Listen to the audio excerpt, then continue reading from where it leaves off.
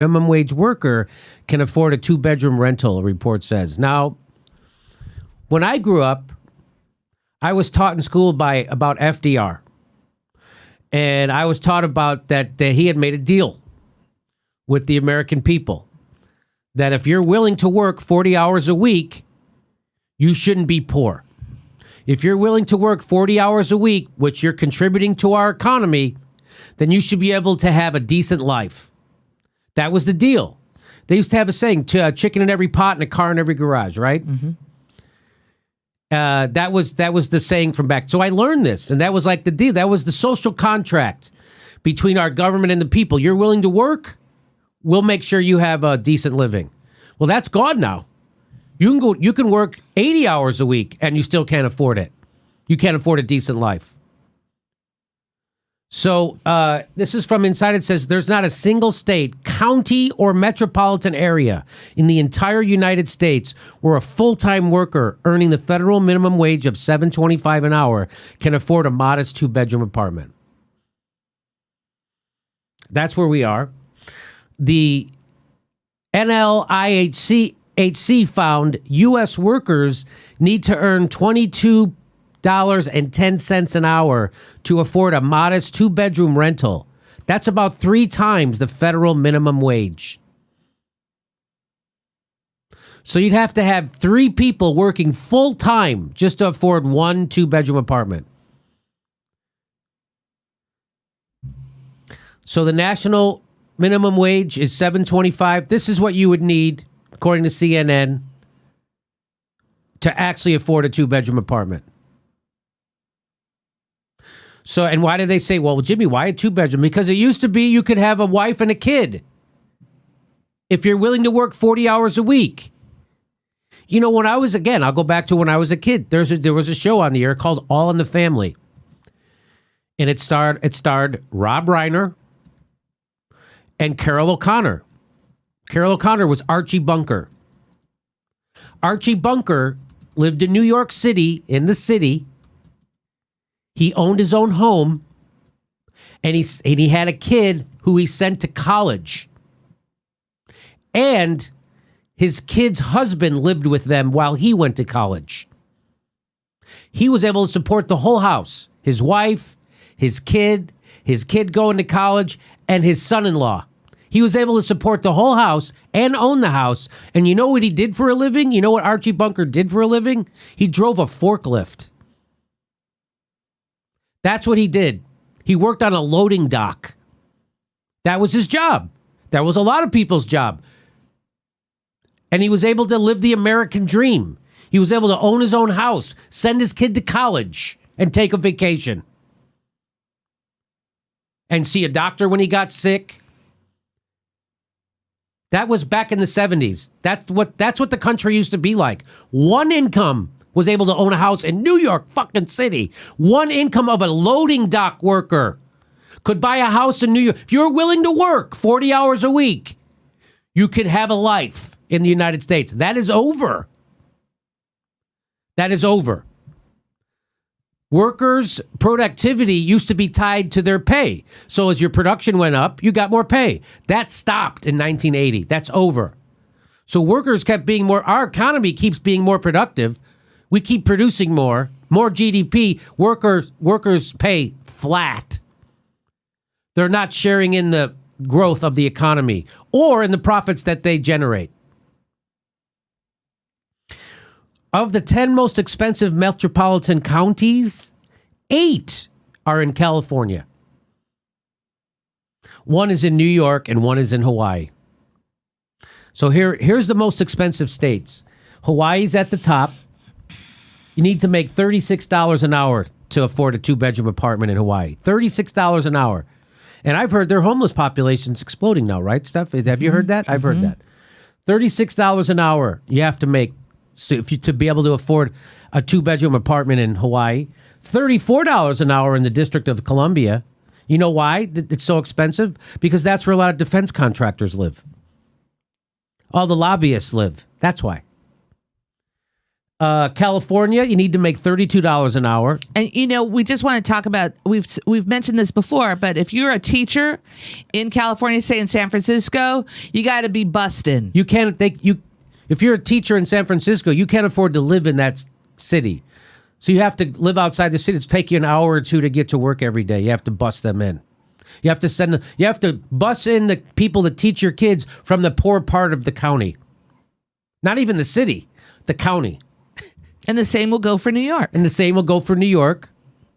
How far out are the teachers in Manhattan going to have to live? How far out? They're going to have to go to Connecticut? How far are they going to have to go?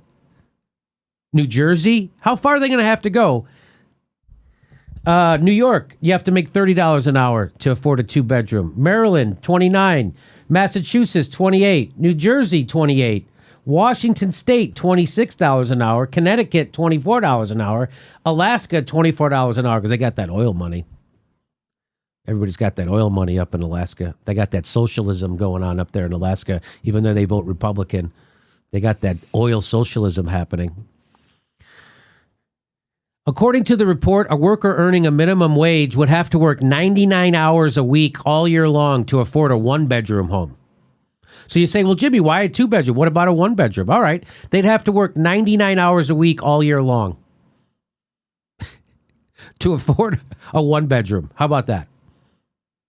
You want to work 90 to 100 hours a week? The report calls out President Donald Trump and his administration, which has proposed cutting funding for federal housing assistance. So you see what happens with neoliberalism? People get so desperate, they vote for a demagogue like him because the Democrats wouldn't come. They were going after Republican votes. So he went after the blue collar votes. He got them. Now he's fucking them over. Which is what the Democrats would have also done, by the way. They would have passed TPP. Earlier this year, the HUD Secretary Ben Carson announced a proposal to triple the rent from households receiving federal housing assistance.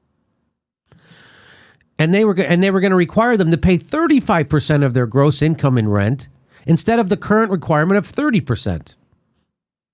We're giving a $1 trillion tax cut to the richest people in the world, and we're upping the rent for the poorest people in the country. Isn't that something?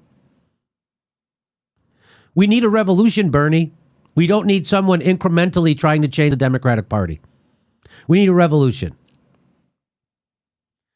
Trump's proposed cuts for the 2019 fiscal year, the NLIHC report says, would, quote, lead to the largest reduction in affordable housing and community development investments in decades, taking vital federal rental assistance from 200,000 families. The Democrats have no plans to fix any of this. They have nothing. They don't have a jobs program. Nancy Pelosi just proposed pay-go, which means you couldn't help these people. But rather than cutting assistance, the report says that the government should continue to invest in housing programs that help the lowest income house. Of course they should.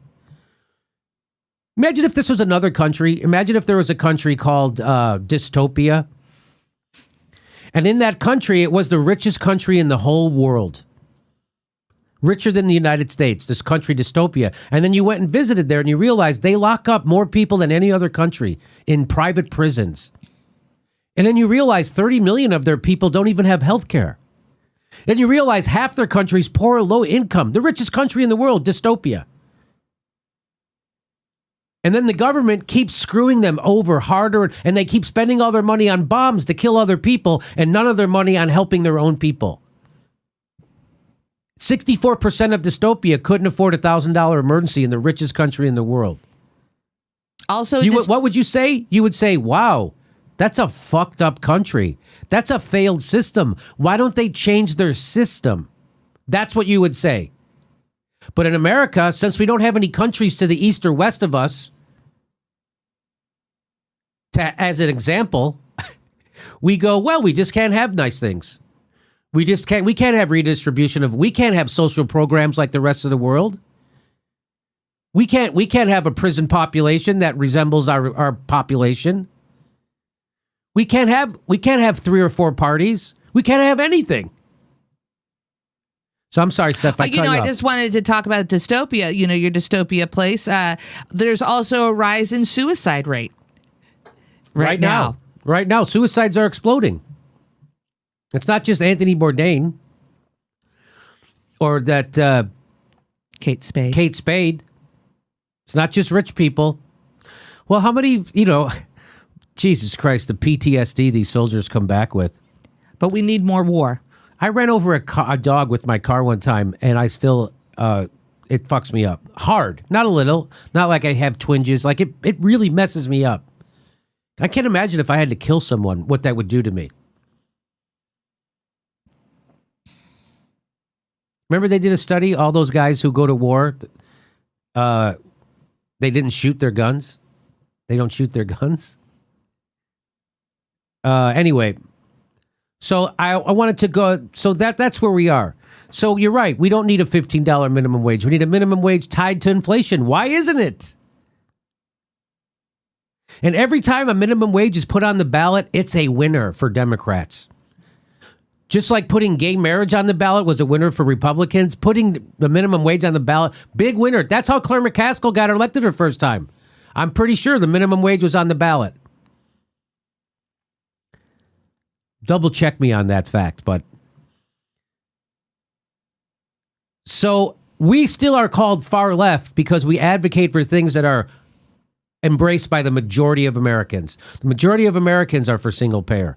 The majority of Americans are for breaking up the fucking banks. The majority of Americans are for ending these wars and investing that money back at home. The majority of Americans are for a minimum wage, a living wage. These are very popular ideas. This isn't far left. It's only far left in your news media because it's owned by the oligarchs who run this goddamn country. That's why it's considered far left. Because of their media is bought by the people we're supposed to be revolting against, and our politicians are owned by those same motherfuckers. That's why it's considered far left. Something that's unbelievably mainstream and embraced by the majority of country. It's considered far left.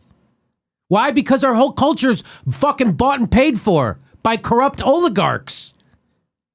And Bernie's now pushing incrementalism. We're going to tweak the Democratic Party, even though they keep cheating us at every turn. Come on, join the party that cheats you. And then when I don't win in 2020, I'll have built nothing over the last 4 years. Nothing. So instead of building a viable third-party organization, he's making people join the Democratic Party. And then when he loses in 2020, there is fucking nothing to show for anything. The next live Jimmy Dore show is July 1st in Portland, Oregon, July 15th in Chicago, and July 27th in Burbank, California. Go to jimmydorecomedy.com for a link for all those tickets to those shows. Plus, don't forget, become a patron to help support independent media. We give you hours of bonus content every week. Plus, every Saturday at 2 p.m., we do our Solid Chat Saturday. It's our live stream on Saturdays, 2 p.m. Pacific time. Stick around for that. And please make sure you're subscribed. Even though you think you are subscribed to this channel, they're unsubscribing people every day. Just check. Click subscribe and then click the bell to make sure they send you a notification when we're dropping videos. Otherwise, they won't tell you. Thanks for your support.